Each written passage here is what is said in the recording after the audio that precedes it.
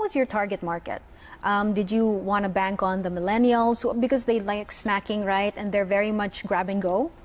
They're the actual target, the millennials. So I see them, and they're always in front of their laptops. And always at work, right? Always at work, in front of a computer. I do not think that they ever eat fruits when they're working on their laptop. So we said, if people had their chicken in the past fresh and delivered to you in the market, you buy it from the market, and now we're accepting the idea, the concept of buying it from the supermarkets wrapped. It's a change in our mindset. Right. And sooner or later, I think it's going to be the same with the fruits, and that's the void we wanted to fill. And with health sort of products, a lot of people get worried that it's a little more on the expensive side, right? For this size, how much would something like this be? $95. Which to me doesn't sound so bad. I mean, especially if you're sort of looking for a product in the market that's healthy and you know that you're going to pay a little bit more, but that fits the budget for millennials as well, doesn't it? That's tough. 95, of course, is probably the lowest we can go as of now. The challenge is still to bring down the price so that more people can afford the product. But the 1 kilo mango, once we dehydrate that, we only get about 20% yield. Right. So, and fruits are not cheap, right? Oh, it's expensive. So we only end up with like 200 grams of the mango. That's where actually you're still trying to tweak things, right? Yes. Yeah. Well, everything's a learning experience, right? So maybe you can talk to us about the flavors that you have, and I'm going to try this one.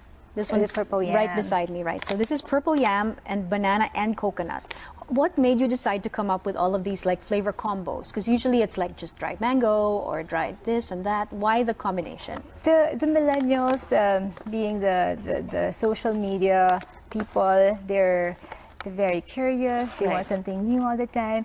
So we wanted exotic flavors, something different. And those were the perfect combination. We've gone through so many. We have Innovations Monday, and it's crazy the amount of products we try, and we maybe test it for 1,000,000 times. Okay, so from R&D, do you get to talk to maybe some of the customers, and do they appreciate like the flavor combinations? Because they're a little bit, I mean, jackfruit is not for everybody. Yes. And yet, if you mix it maybe with a pineapple, or maybe some people really like it. So I'm going to try the purple yam, banana, and coconut. Yes, I hope you like it. Is this your favorite? My favorite is the jackfruit right now. Talk about the other flavors, because I see a new one that I haven't seen in the market yet, so let me know. Right, so mango, it's the most saleable. I guess because you are also a manufacturer, it was easier for you, as opposed to other newbie entrepreneurs, to sort of go big in terms of being able to supply to the bigger supermarkets and to this, to this one.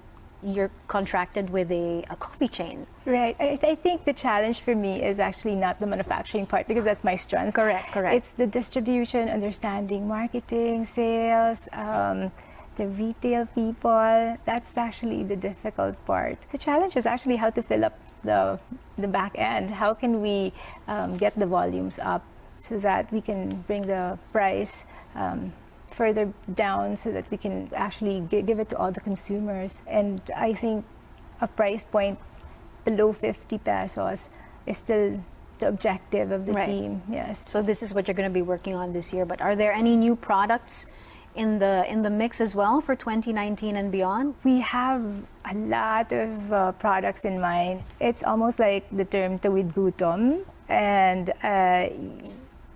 they want their tummies with something hot, and the products we are thinking of is hopefully something that can fill that void, but still convenient, on the go.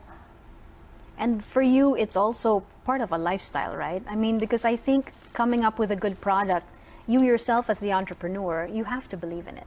Of course, I super believe in the product, and that's the key.